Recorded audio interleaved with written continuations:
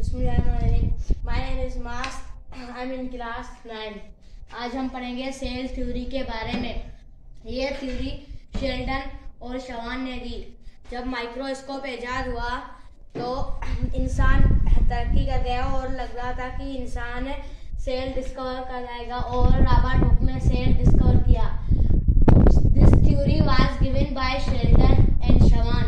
Main points: all organisms are composed of one or more cells।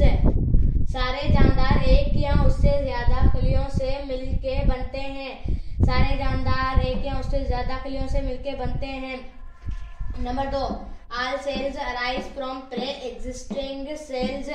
सारे कलियां पहले से मौजूद कलियों से बनते हैं, जैसे कि इंसान पहले से मौजूद इंसान से बनता है।